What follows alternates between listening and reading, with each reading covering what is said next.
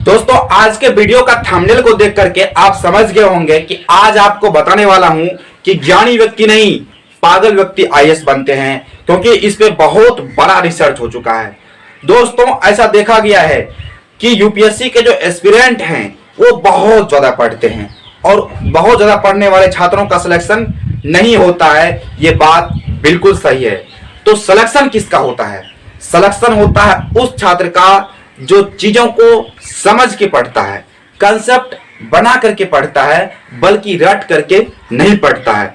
छात्रों में ये हो गई है कि उन्हें जल्दी से जल्दी रट रट के सिलेबस को खत्म करना है और चीजों को याद कर लेना है।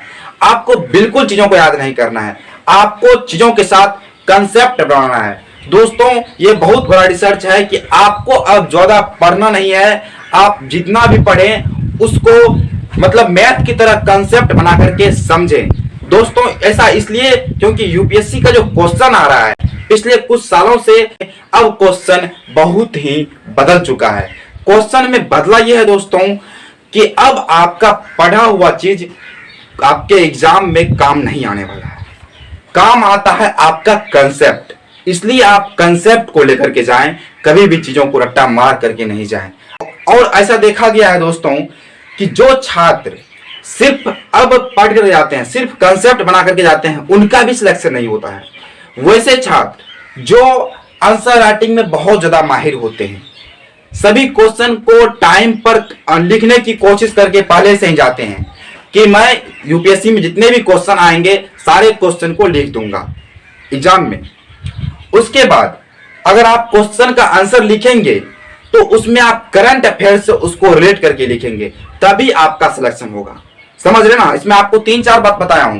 पहला बात कि आप जो भी पढ़ें उस चीजों को समझ करके पढ़ें, कभी आपको रट्टा मारने की कोशिश नहीं करना है। अब क्वेश्चन का पैटर्न बहुत ही बदल चुका है पहले की तुलना में। दूसरा काम, आपको ना आंसर राइटिंग के ऊपर ज्यादा से ज्यादा बल देना है।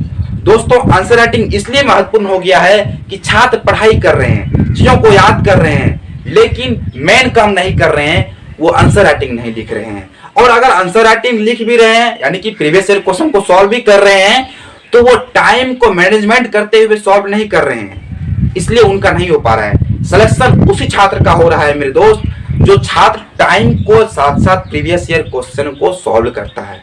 आपको भी लगता है ऐसा कि आप भी प्रीवियस ईयर क्वेश्चन को सॉल्व कर लेंगे, लेकिन उस 3 घंटे के अंदर जो छात्र सॉल्व करेगा उसी का तो सिलेक्शन होगा ना। तो आप जब भी पढ़ें, जब भी प्रीवियस ईयर क्वेश्चन को सॉल्व करें, तो आपको एक टारगेट बनाना है। टारगेट क्या? ऐसा तो होता ही है कि आपको 3 घंटे के अंदर प्रीवियस ईयर क्वेश्चन को सॉल्व करना होगा, तभी जाकर के आपका सिलेक्शन होगा। दूसरी बात है जो आपको ध्यान रखना है दोस्तों कि यूपीएससी का जो मेंस एग्जाम होता है, इसमें 2 पेपर, एक दिन में 2 पेपर का एग्जाम होता है। तो आपको पहले से ही 3 पेपर एक दिन में लिखना है, तभी जाकर के आप एग्जाम में हर दिन में 2 पेपर को लिख पाइएगा। क्योंकि ये लिखते लिखते आपका हाथ इतना ज्यादा थक जाता है कि ये लिखने का इनका जो काम है वो करना बंद कर देता है। तो आपको पहले से ही 3 पेपर लिख करके जाना है एक दिन में, तभी जाकर के आप वहां पे 2 पेपर लिख पाओगे। ये बात आपको करना है। इस छोटी छोटी गलती को छात्र करते रहते हैं और उनका सिलेक्शन नहीं हो पाता है। यूपीएससी में सफलता पाने का सबसे बड़ा मंत्र है तो वो है दोस्तों रिवाइज। यूपीएससी में सफलता पाने का सबसे बड़ा मंत्र है तो वो है रिवाइज। इसलिए दोस्तों आपको रिवाइज करना है, कम से कम चीजों को बार बार पढ़ना है। ऐसा देखा गया है कि छात्र बहुत ज्यादा पढ़ते हैं, आपको कम पढ़ना है दोस्त, आपको कम पढ़ना है और उसको बार बार पढ़ना है, रिवाइज करते रहना है। रिवाइज करना बहुत ही बड़ी बातें हैं, क्योंकि छात्र रिवाइज नहीं करते हैं, उसे रिवाइज करना अच्छा नहीं लगता है। तो आपको रिवाइज करना है, तभी तो आपका सिलेक्शन होगा। जो नहीं करते हैं रिवाइज, उनका सिलेक्शन नहीं होगा। जब तक रिवाइज नहीं करोगे तब तक आपको चीजें याद कैसे रहेंगी? जब चीजें याद नहीं रहेंगे तो आप चीजों को लिखोगे कैसे? इसलिए आपको रिवाइज करना बहुत जरूरी है। और आपका जहां भी कमी है, जिस सब्जेक्ट में आपका कमी है, उस सब्जेक्ट को छात्र छोड़ देते हैं।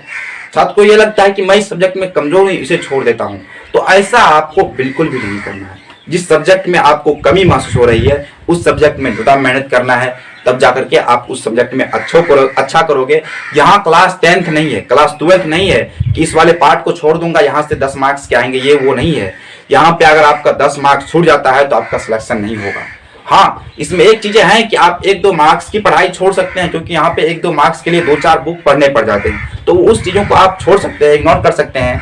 उतना चीज आप कर सकते हैं। लेकिन दोस्तों आपको रिवाइज करना है, सभी चीजों को पढ़ना है, कंसेप्ट के साथ पढ़ना है, आंसर राइटिंग पर ज्यादा बल देना है। इसलिए इस टॉपिक रखा गया था आज का कि समझदार लोग नहीं पागल लोग बनते हैं, ज्यादा मेहनत करने वाले लोग नहीं बल्कि कम मेहनत करने वाले लोग आईएएस बनते हैं। इस वीडियो का मकसद यही था बताना आप लोगों को। तब तक के लिए धन्यवाद।